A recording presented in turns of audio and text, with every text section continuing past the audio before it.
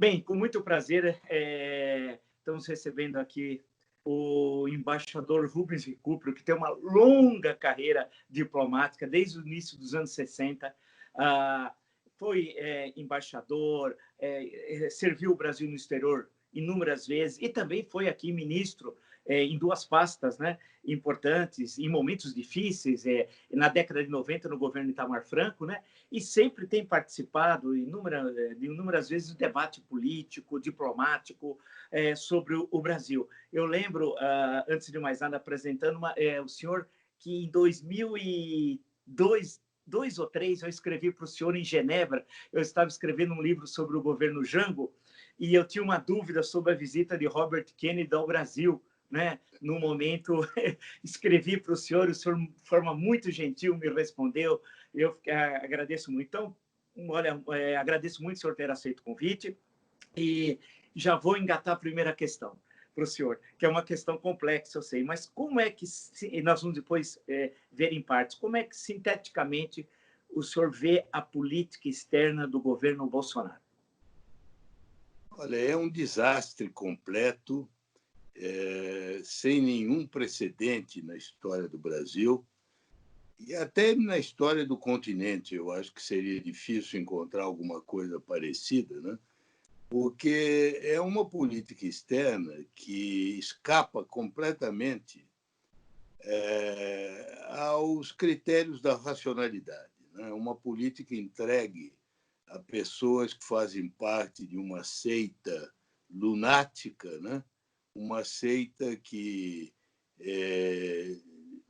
tem uma visão do mundo que é completamente desconectada da realidade e que, portanto, adota conclusões e atitudes que são inteiramente opostas aos interesses brasileiros, né? Nós temos visto isso desde o início, né? E o resultado de tudo é que o Brasil se encontra hoje numa situação que nunca teve antes. É um país que é ridicularizado, né? Eu não direi nem que ele seja detestado, porque para detestar é preciso, em geral, temer, né? E o que o Brasil inspira hoje é mais um sentimento de ridículo, de comiseração. Isso em geral, né? O governo como um todo, né? A política externa agrava todas essas características num ponto extremo, né? Por causa das posturas que ela vem adotando, né? Então, eu direi a você, Marco, sem nenhum receio de exagerar, que é alguma coisa inacreditável. Nós nunca tivemos nada parecido em 200 anos de vida independente, né? Nem mesmo eu lhe direi na época em que éramos colônia de Portugal, né? Portugal sempre teve uma diplomacia competente, da qual a nossa foi herdeira, né? Porque Portugal, como você sabe, era cercado por um vizinho muito mais poderoso, a Espanha, né? Que foi, durante algum tempo, o país hegemônico no mundo, né?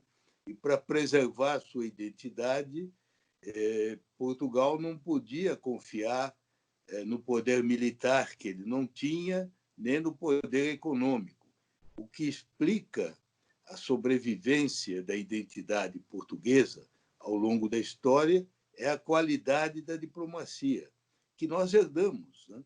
Herdamos, portanto, como ele disse, é realmente uma catástrofe sem nome, né? Sem nenhum paralelo, e eu espero que, quando ela passar, nunca mais se repita, né?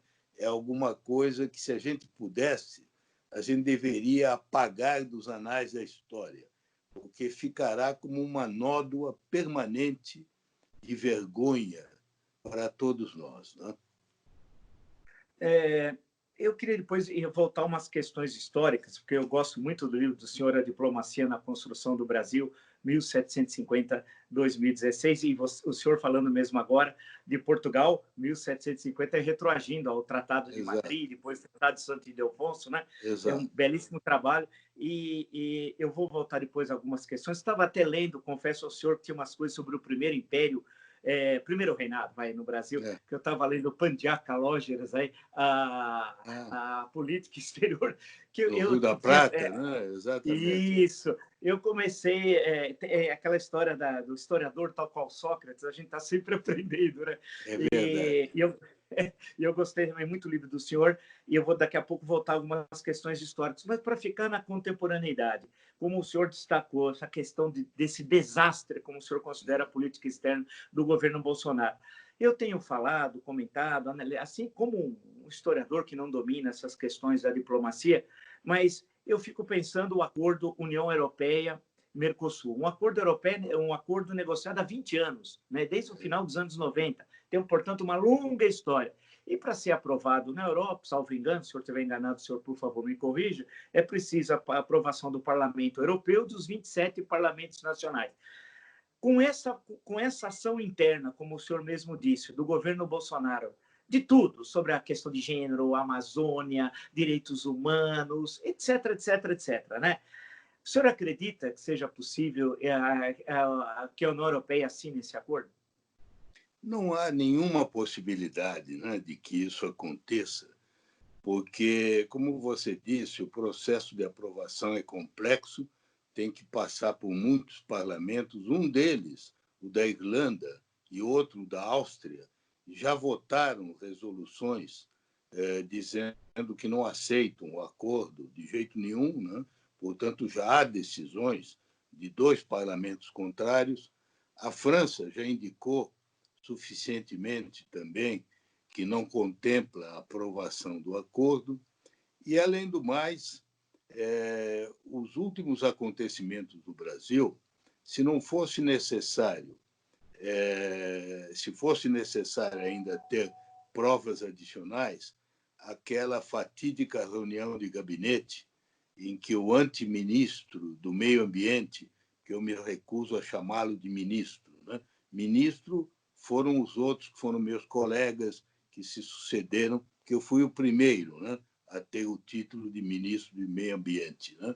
Os outros foram meus colegas e todos, de uma maneira ou de outra, contribuíram. Esse é o contrário. Ele está lá, como ele mesmo confessou, né, para desmantelar tudo que se fez, né? Fazer passar a boiada, como ele disse, enquanto as pessoas estão distraídas. Portanto, isso é uma confissão explícita, não é, Marco? Isso, em direito, você poderia dar o flagrante, porque é uma confissão, é um crime que foi capturado pelas câmaras. Eu acho muito difícil que o Parlamento Europeu, que é tão sensível às questões ambientais, deixe isso de lado, né? E já havia inúmeras provas, né? O aumento do desmatamento a cada ano, agora, inclusive, se estendendo até a Mata Atlântica, né? E a demissão dos fiscais do IBAMA, que montaram uma operação contra os garimpos ilegais, contra os madeireiros. Tudo isso vem se acumulando. Existiria quase que matéria para um livro, né? Para mostrar o dano que ele já promoveu naquela pasta, né? Eu acho muito difícil. Acho que esse acordo vai ficar, provavelmente ele não vai ser propriamente rejeitado, porque, como você mesmo lembrou, ele levou 20 anos para ser negociado. Quem sabe leve outros tantos para ser aprovado, né? Ou melhor, ele vai ficar numa espécie de banho-maria, né? Quer dizer, não se toma uma decisão, espera-se que a situação no Brasil melhore, né? Caso haja uma evolução, então se consideraria de novo, né?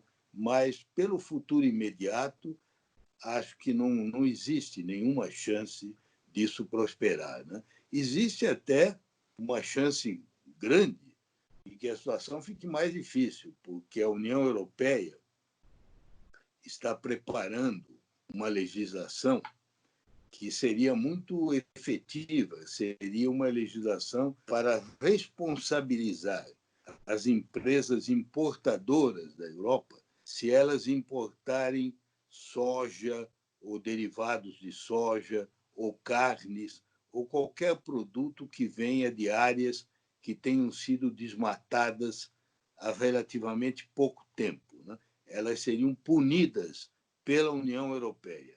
Portanto, isso vai aumentar ainda mais o cuidado deles e não importar nada do Brasil, né? Deixa eu perguntar, para esclarecer a quem nos acompanha, perguntar para o senhor qual é a importância desse acordo para a economia brasileira? Por que ele é importante, o acordo com a União Europeia? Olha, Marco Antônio, em tese, se fosse um acordo bom, equilibrado, ele poderia ajudar o Brasil a ampliar os mercados, porque hoje em dia a União Europeia limita muito a importação daquilo que o Brasil tem com condições mais competitivas, que são os produtos do agrobusiness, né? Basicamente soja, milho, carne de boi, carne de aves, carne de porco. Sobre o acordo em si mesmo, eu tenho minhas dúvidas, sabe?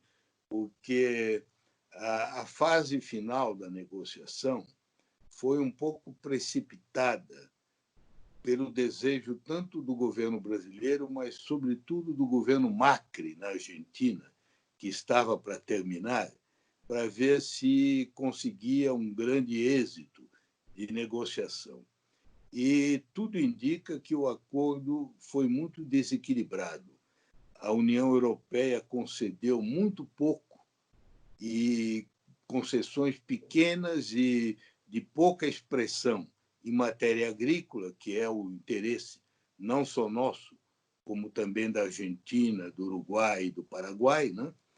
E, em troca, o Mercosul fez concessões muito grandes na área de produtos industriais. Você sabe que a nossa indústria já é uma indústria muito combalida, né? E teria ainda condições mais difíceis de competir por causa desse acordo. Por exemplo, ele poria em perigo boa parte da indústria automobilística, né?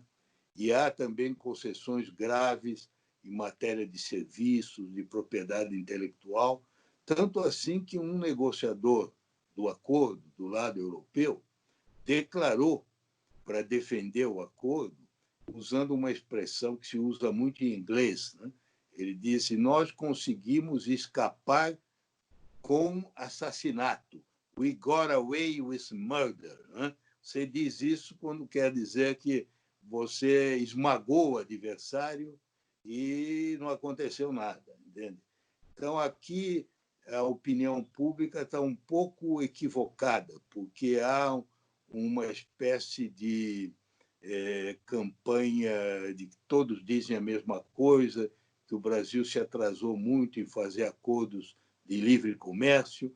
Isso é verdade, mas isso não quer dizer agora que se deva partir a outro extremo e assinar acordos que não tragam, na verdade, benefícios, né? Eu lhe digo isso com uma certa autoridade, porque eu fui, durante a rodada Uruguai, que foi a mais importante de toda a história, né, do sistema de comércio internacional, ainda na época do GATT, né? Eu fui o principal negociador brasileiro durante quase toda a rodada, de 1987, quando ela começou, até 91. E, nesse período, eu fui presidente do Conselho do GATT e depois presidente das partes contratantes do GATT, né? Seria mais ou menos presidente do que hoje é a Organização Mundial de Comércio. E eu adquiri bastante experiência na negociação internacional de comércio. E eu sei que nessa área ninguém concede nada sem ter alguma coisa em troca, entende? E nós, infelizmente, tudo indica que as negociações foram muito defeituosas. É claro que ainda não se sabe bem, porque o texto final nunca foi publicado, e isso teria que ser examinado com cuidado. Mas eu não acredito, sabe, que haja grandes benefícios, ao contrário do que se costuma dizer, sabe? As nossas relações com a República Popular da China foram restabelecidas no governo Geisel, né? Em 1974, se não me engano, né? E quando o chanceler era o Azeredo da Silveira.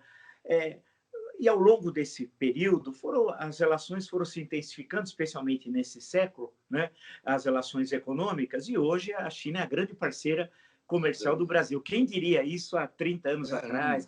Naquela época não se imaginava. Né? Não se imaginava. Como é que o senhor analisa essas relações no momento, com a China, e as perspectivas das relações entre Brasil e China? As relações estão muito tensas, né? Muito difíceis. Né? Nós já tivemos vários incidentes, num dos quais o próprio embaixador da China, né, se manifestou, né, de uma maneira pública. Depois disso, acho que passou a vigorar, sobretudo da parte deles, mais do que da nossa parte, uma atitude de relativa contenção, né, autocontenção, para evitar que as coisas se agravem.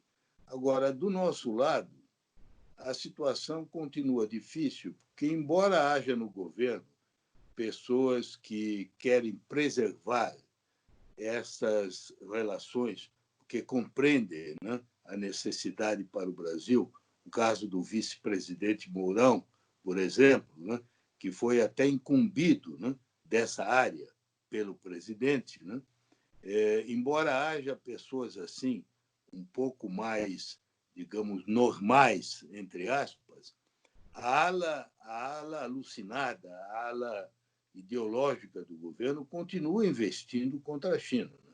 Tanto que você não ignora que, embora o ministro Celso de Mello não tenha divulgado a parte relativa à diplomacia daquele famoso vídeo, todo mundo sabe que as partes censuradas é porque contêm, escondem pesados insultos à China, né? Da parte do ministro da Economia, do Guedes, do ministro das Relações Exteriores, do ministro da Educação e, pelo que se diz, do próprio presidente da República. Então, essas partes que foram ainda mantidas em sigilo são insultos gratuitos, inclusive com palavrões de baixo calão. Não é muito difícil você até adivinhar, como disse o Hélio Gasperi numa crônica, porque as palavras que estão tarjadas de preto têm 5 letras, quando eles se referem. Então, você pode imaginar facilmente que palavras são, né? Quando eles se referem à China. O fato é que essa animosidade gratuita, né? Porque não se compreende a razão. No caso, parece que esses comentários foram feitos por conta dessa campanha do presidente Trump, que quer responsabilizar a China pela pandemia. Né? Foi em torno disso que começou a discussão. Ora, como você sabe muito bem, a China é muito suscetível a isso. Né? Se essas declarações vierem à tona, ela vai reagir com muito vigor. Né? E continua a haver esse tipo de agressão. Outro dia, o deputado Eduardo Bolsonaro gravou um vídeo sobre essa questão da operação contra as fake news, né? Em que atrás dele figurava uma bandeira de Taiwan. Ora, não há nada que irrite mais os chineses do que isso. Né? Então, você vê que são sinais, né, que vão se acumulando, né, gratuitos, até diria infantis, né, pueris. Né? Agora, para você ver como isso é um comportamento insensato, você já disse no início, né, a China é, de longe, o maior parceiro do Brasil. Ela é responsável, de longe, pelo saldo comercial brasileiro, porque no comércio com a China, o Brasil vende muito mais do que compra. Nós temos uma sobra grande. Com os Estados Unidos é o contrário. Os americanos é que têm um grande saldo conosco. Né?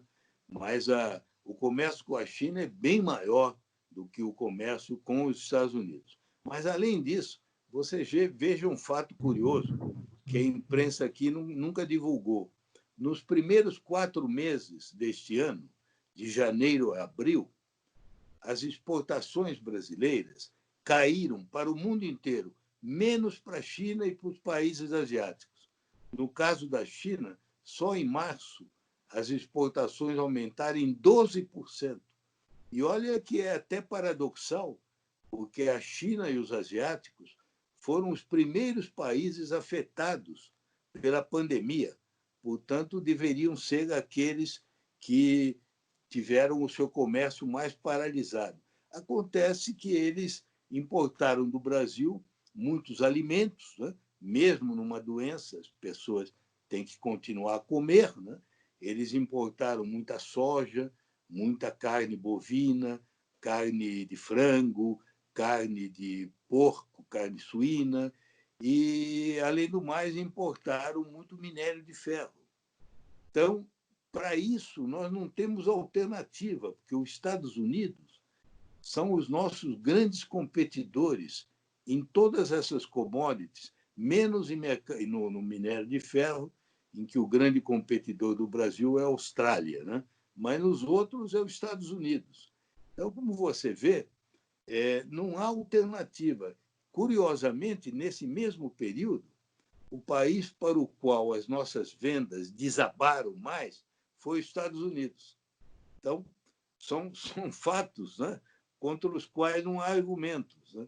É o país com o qual nós estamos alinhados e que nos trata dessa maneira, né? Você vê que não foi a China que proibiu voos do Brasil, né? Ou proibiu o desembarque de cidadãos brasileiros, foram os americanos, né?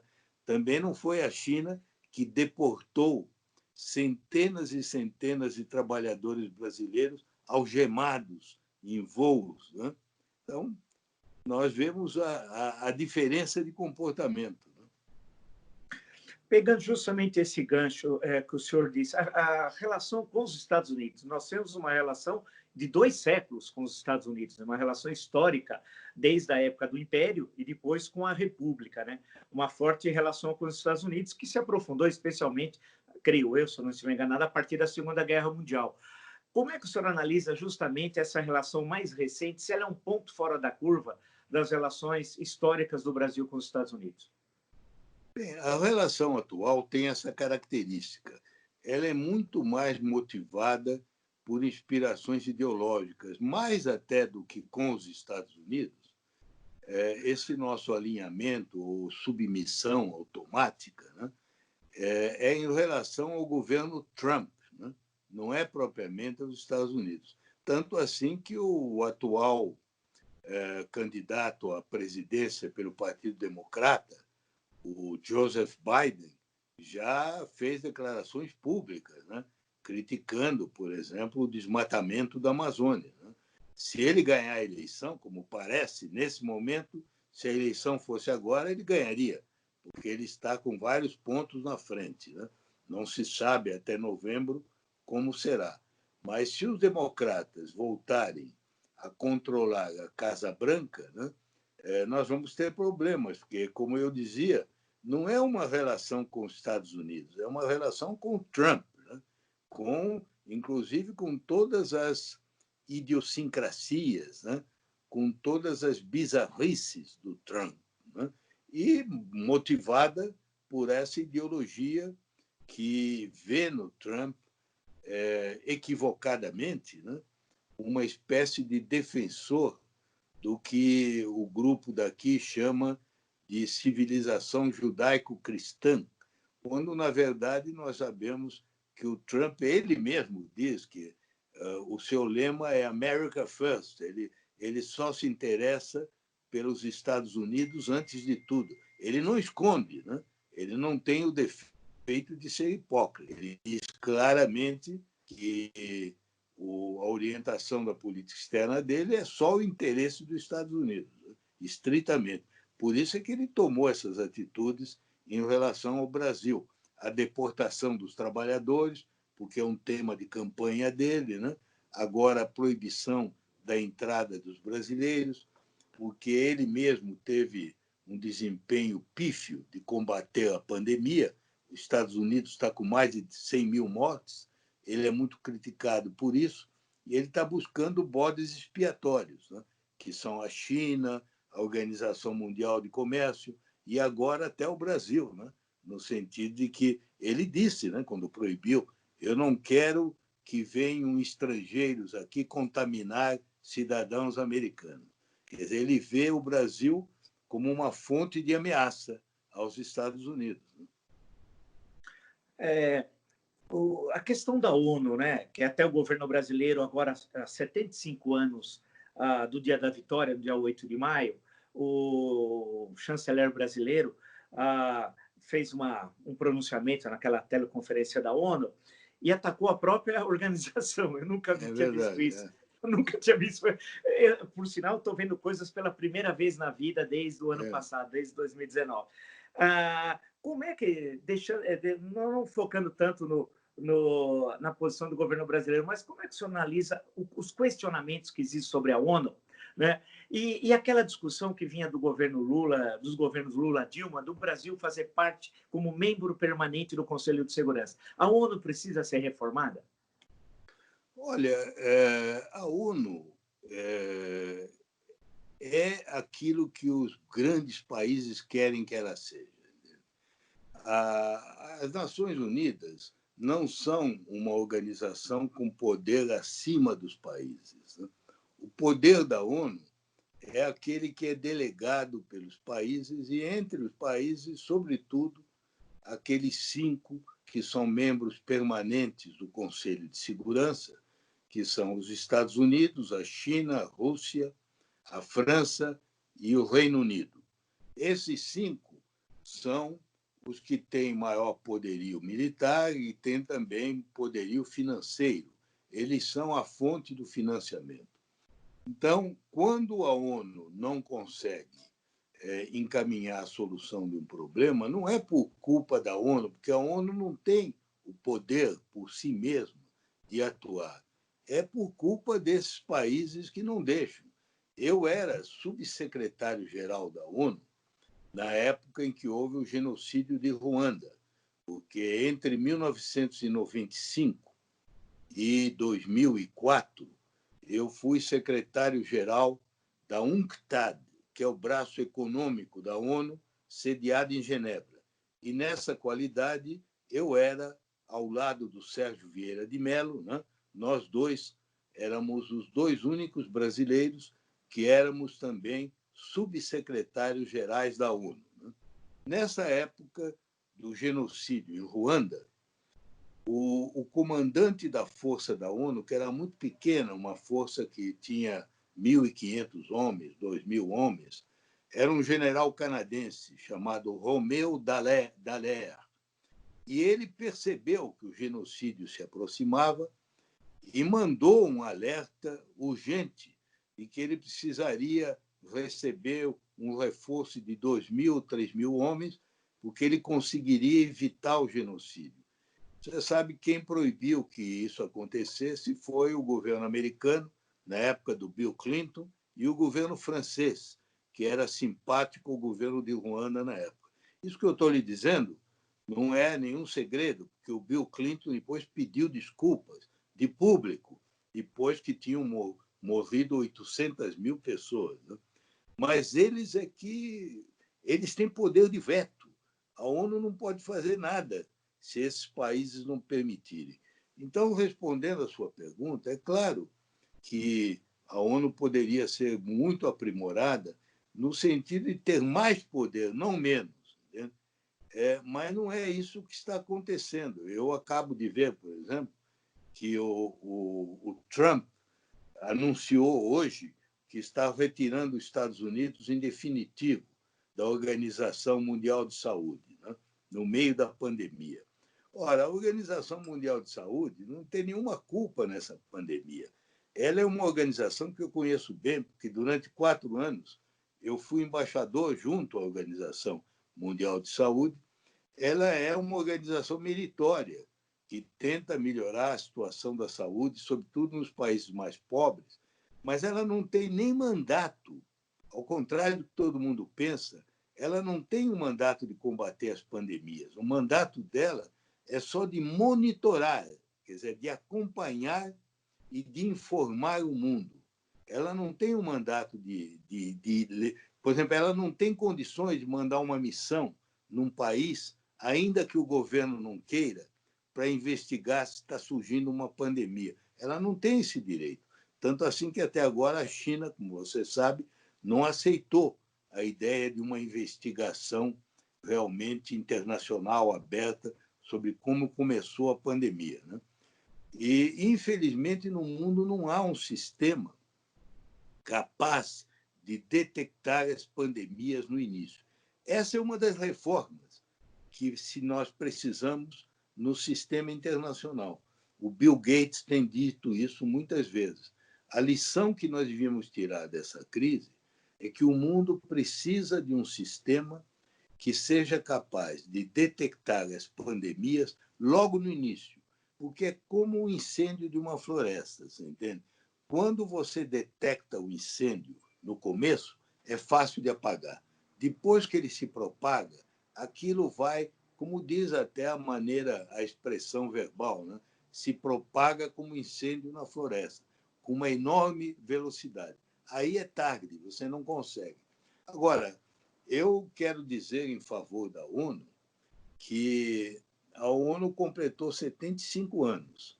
E nesses 75 anos, nós não tivemos, de novo, uma guerra mundial. Entre a Primeira e a Segunda Guerra Mundial, se passaram apenas 20 anos. Dessa vez, já se passaram 3/4 de século. Não tivemos uma nova guerra mundial, não tivemos mais o uso de arma atômica contra populações civis, como em Hiroshima e Nagasaki. Nós conseguimos que se fizesse toda a descolonização da África, da Ásia, dos países do Caribe de maneira pacífica. A ONU foi capaz de acomodar a ascensão da China sem nenhum tipo de guerra. A China teve o seu lugar no Conselho de Segurança.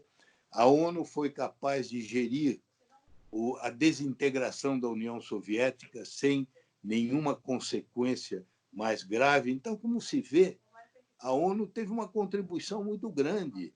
No lado dos ativos, é muito forte. Ela não fez mais porque os países não deixaram. Por exemplo, na guerra do Vietnã, os americanos não quiseram a intervenção da ONU, impediram, né? Por exemplo, a guerra do Iraque foi a invasão contra a posição da ONU. O Conselho de Segurança tinha proibido, mas os americanos foram, invadiram e causaram esse dano que nós estamos vendo até hoje no Oriente Médio, né? Então, essa crítica é mal direcionada, entende? A crítica deve ser direcionada às grandes potências que têm o poder para fazer da ONU uma instituição muito melhor e não permitem que ela haja dessa maneira. Viu? Olha, eu lhe posso contar isso não por conhecimento teórico, porque, como eu lhe disse, eu fui durante quase 10 anos uma das autoridades mais altas das Nações Unidas.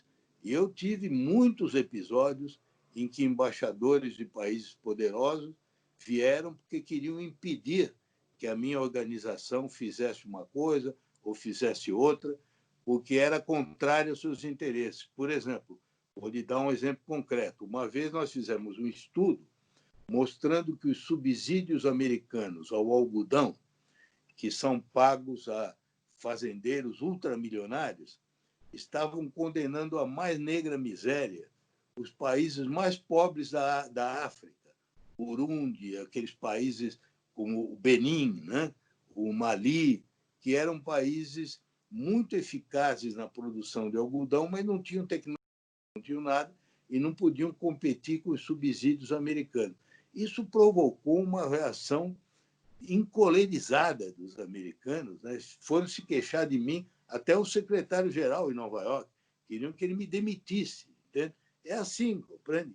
Que as coisas acontecem. Quando alguém tem coragem de se atravessar no caminho das grandes potências, aí vem raios e tempestades. Por isso é que é preciso ser honesto. A ONU tem defeitos, pode ser muito melhor, mas se ela não existisse, quem é que iria mandar as forças de manutenção de paz, né? Quem é que iria reconstruir os países destruídos? Algum país tem apetite para isso? Ninguém tem, né? É a ONU que faz esse trabalho. perguntar para o senhor uma pergunta que se desdobra em dois pontos. Nós dizem que todo mundo fala que após a pandemia nós teremos quase que uma nova ordem econômica mundial, diplomática, após a Não, passagem, ao não menos da sei. parte mais dura da pandemia. O senhor acredita nisso? Ponto um. Não. Ponto dois. Como é que o Brasil vai se reposicionar no mundo? Bem, Marco, essa utopia de pensar que a pandemia vai mudar o mundo de cabeça para baixo é um exagero evidente, né? Nenhuma pandemia na história fez isso. Houve pandemias muito mais fortes do que essa, né? A da gripe espanhola fez mais de 50 milhões de mortos, né? E o mundo não mudou por causa da gripe espanhola. O que mudou o mundo naquela época foi a Primeira Guerra Mundial. Essa sim, porque ela destruiu os impérios que havia, né? Antes da Primeira Guerra, o mundo era dominado pelo Império Austro-Húngaro, o Império Russo, czarista, o Império Otomano, o Império Alemão. Todos os quatro só sobraram na Primeira Guerra. A pandemia, propriamente, matou muita gente, mas depois que ela passou, a vida continuou como antes, né? Por uma razão muito simples.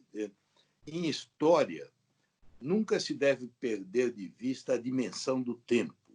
É o que ensinava o grande historiador francês, que foi um dos fundadores da USP, né?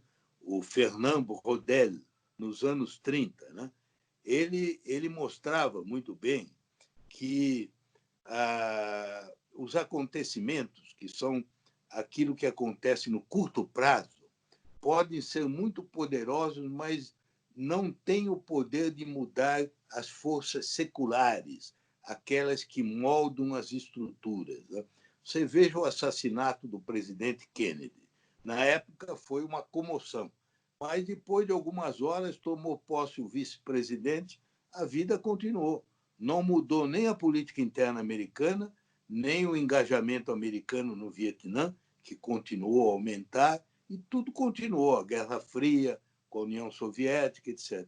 Por quê? Porque foi um acontecimento de curto prazo. As guerras, não, porque, mesmo que seja de curto prazo, se o poder destrutivo for muito grande, aí sim pode mudar tudo. É fácil de dar um exemplo que é bem claro, né? Por exemplo, se houver uma guerra atômica, pode ser que não dure nem 24 horas, mas acaba com a vida sobre o planeta, né? Aí mudou tudo, não tem mais civilização, não tem nada, né? Porque o poder destrutivo é muito forte. Agora, normalmente, uma pandemia, o que ela faz, e é o que essa vai fazer, ela vai acentuar algumas tendências, tanto políticas como econômicas e até de comportamento. Você quer ver uma de comportamento? É isso que nós estamos fazendo. Vai ficar muito mais frequente o uso das redes sociais. Por exemplo, nós aqui, eu vou lhe dar o exemplo da minha casa. Eu estou confinado com minha mulher há mais de 2 meses. Eu moro aqui num apartamento em Higienópolis. Antes eu tinha que ir à padaria comprar pão, nós íamos à frutaria comprar fruta. Agora, as duas, a padaria e a frutaria, já se aparelharam e nós mandamos o pedido e entrega em minha casa. Eu espero que depois da pandemia isso continue, porque facilita, né? Quem não se aparelhou vai ter problema, né? Quem se aparelhou vai conseguir. E em outras coisas, por exemplo, há várias tendências que já vinham de antes e que estão se agravando. Por exemplo, o confronto Estados Unidos-China. Todos nós sabemos que isso vem de vários anos, se agravou muito com Trump. Agora teve um grau maior, né? Porque ele está culpando a China pela pandemia. Então, isso seguramente vai se acentuar, né? Outras coisas, né? Por exemplo, a ideia de que o mundo não pode depender de uma globalização exagerada e de que todo mundo só pode importar da China ou de alguns países asiáticos, por exemplo, respiradores. Na hora que nós precisamos, não conseguimos, né? Até agora estamos vendo. Qual é a saída que nós estamos tendo? Nós estamos começando a fabricar aqui mesmo, não é verdade?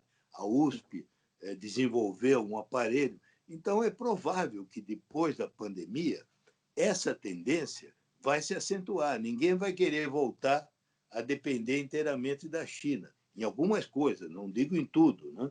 Então, vai haver mudanças acentuadas. Agora, você me pergunta como é que o Brasil se coloca. Ele se coloca mal, né? Porque o Brasil está mal na foto. Ele está mal na foto por uma razão que eu sei que você tem comentado muito. Nós somos hoje o pior exemplo de enfrentamento dessa pandemia, o pior de todos, não é um dos piores, nós somos o pior. Né? Isso é consenso mundial. Né? Qualquer revista, qualquer jornal internacional diz isso. Né? É o país em que o número de casos está aumentando de uma maneira mais rápida, o número de mortes também, o colapso do sistema hospitalar é mais iminente em vários lugares. Né? Nós conseguimos até sermos piores que os americanos. Né? Porque, embora o Trump também tivesse comportamento excêntrico, como aquele de recomendar que as pessoas tomassem desinfetante, né? como um remédio, né? E veja você, apesar disso, ele nunca demitiu os assessores médicos dele, o Dr. Anthony Fauci, que tem desmentido ele continuamente, né? Continuamente. Aquela equipe que ele tem continua. Nenhum país mudou 2 vezes de ministro da Saúde no meio da pandemia. Então, a nossa situação, de longe, é a pior. Né? É a pior por erros que podiam ter sido evitados, né? Porque os argentinos aqui evitaram, né? A Índia evitou, vários países evitaram. Né? Então, é claro que nós vamos sair dessa pandemia em frangalhos, né? Tanto do ponto de vista do tributo de mortes, que vai ser muito elevado, né? Como nós vamos sair com uma situação econômica despedaçada. Porque, ao contrário do que se pensa aqui, se não se combater a doença, vai ser mais difícil retomar a economia. Porque não adianta você querer retomar antes da hora. Você viu o Chile agora, né? O Chile tinha tido um comportamento exemplar no início. Tinha caído muito o número de casos. Mas o presidente, pressionado pelos empresários, resolveu reabrir antes da hora, agora está com o maior número de casos comparado à população. Teve que fechar de novo. Então, como você vê, o problema é o vírus. Enquanto não se controlar o vírus, não adianta querer voltar a trabalhar, porque não dá certo. Mesmo que você reabra os restaurantes, na hora que as pessoas se derem conta que ao ir ao restaurante você corre o risco de acabar 2 dias depois numa UTI, você não vai mais ao restaurante. Né? É isso que vai acontecer. Né? Deixa eu perguntar uma última questão para o senhor. É difícil, acho que não sei se eu estou certo, um país como o Brasil, em que é difícil encontrar um país em que a diplomacia teve um papel tão importante na construção territorial, né, como o Brasil. O senhor, no seu livro, A Diplomacia na Construção do Brasil, 1750-2016, mostra isso, quer dizer, a importância da diplomacia. E aí o senhor disse, no início da nossa conversa, como que a diplomacia brasileira teve uma linha de continuidade com a diplomacia portuguesa, tendo em vista as especificidades de Portugal na Península Ibérica, sempre sob a sombra que a Espanha fosse ocupar Portugal. No caso da Amazônia, eu queria pegar essa questão e chegar na Amazônia. A Amazônia, desde o período colonial, já há uma preocupação da diplomacia portuguesa em relação à Amazônia. O Brasil imperial, idem, uma grande preocupação com a Amazônia. E o Brasil republicano também. Existe, o atual governo retoma uma questão que, de vez por outra, é falada, do interesse internacional pela Amazônia, né? Que querem ocupar a Amazônia porque ela é muito rica, tem o nióbio, que é um metal fantástico, que vai revolucionar o mundo. Como é que o senhor entende a questão da Amazônia hoje para o Brasil? Bem, você sabe, Marco Antônio, eu tive muita experiência na Amazônia. Né? Eu fui o principal negociador do Tratado de Cooperação Amazônica pelo Brasil nos anos 70, na época do presidente Geisel. Eu era o representante do Itamaraty durante muitos anos na Superintendência de Desenvolvimento da Amazônia, né? E fui o primeiro ministro da Amazônia, né? Porque o Itamar criou o Ministério como Amazônia e Meio Ambiente, né? E, portanto, eu conheço bem a região. A verdade é que a posição de muitos militares brasileiros é uma posição anacrônica. Anacrônica, como diz a palavra, de uma outra época, né? Era uma posição que se justificava há alguns séculos atrás, quando um território vazio era considerado uma presa fácil, né, de qualquer conquistador que quisesse. Mas hoje a Amazônia está solidamente integrada no território brasileiro. Nós temos mais de 20 milhões de habitantes, né? Cidades como Manaus e Belém, cada uma delas tem mais de 2 milhões de habitantes, né? Já é uma região bastante povoada naquilo que é possível fazer, né? E quanto ao interesse internacional, ele de fato existe, mas é legítimo. É legítimo porque o Brasil é detentor na Amazônia da maior floresta equatorial do mundo, né? Que é uma grande riqueza, tanto de biodiversidade como de reservatório de água doce, né? E como também uma região que ajuda a evitar que se acelere o aquecimento global, né? Que é a mudança climática, né? Então, se o Brasil destruir a Amazônia, ele vai começar criando um problema para si próprio e para o mundo. Ele não só vai ameaçar o mundo com uma situação de agravamento do problema climático, mas ele vai liquidar a própria agricultura brasileira, né? Porque você sabe que a agricultura brasileira, tanto no centro-oeste como no sudeste e no sul, depende de chuvas que vêm em grande parte da umidade da floresta amazônica, né? E os estudos feitos pelo professor Enéas Salati, da Escola de Piracicaba, o grande cientista brasileiro, ele demonstrou que existia o que ele chama de rios voadores. Isto é, ele usando isótopos atômicos, ele mostrou que o vapor de água que forma a maioria das chuvas que criam as vantagens da agricultura brasileira são vapor de água que vem da Amazônia. E, na medida que nós destruirmos a Amazônia, nós vamos ter menos chuva na Amazônia, vamos ter situação de seca e vamos começar a destruir a própria agricultura brasileira. Portanto, quem ameaça a Amazônia não são os estrangeiros, são os próprios brasileiros que promovem o desmatamento ilegal. Quem são eles? Os grileiros, porque querem pôr fogo na floresta para depois reivindicar a posse dessas áreas, né? Especulação imobiliária, os madeireiros ilegais, que vão para retirar madeira e depois de retirar o que tem valor, botam fogo na floresta, os garimpeiros ilegais, os que querem colocar gado na Amazônia, nenhum deles é estrangeiro. Portanto, falar em ameaça internacional é uma quimera, compreende? Os grandes criminosos na Amazônia são brasileiros. E, infelizmente, o governo brasileiro, neste momento, não os está combatendo como devia. Ao contrário, aqueles que combatem, que cumprem o seu dever, como os fiscais do IBAMA, que eu citei aqui no início do programa, são demitidos, são castigados, entendeu? Porque esse é um governo que está, infelizmente, aliado ao que há de pior no Brasil. Bem, eu queria agradecer aí a gentileza do senhor de ceder parte do seu tempo para essa nossa conversa aqui Um sobre grande a prazer. política externa brasileira. Foi um prazer conversar com o senhor, dialogar, porque o nosso intuito, embaixador, é justamente qualificar a discussão sobre o Brasil, né? Que ela fica muitas vezes um nível muito rasteiro. E então vamos aprofundar, vamos melhorar. E tem tanta gente que consegue qualificar colocando questões tão importantes. E o senhor, falando da política externa e falando do Brasil, colocou questões que certamente quem nos acompanha vai gostar muito. Então, agradeço muito a colaboração do senhor, muito obrigado e até uma próxima oportunidade. Eu lhe agradeço, foi um prazer, viu? Quem sabe a Valeu. próxima vez continuamos. Muito obrigado. Vamos lá. Obrigado, obrigado.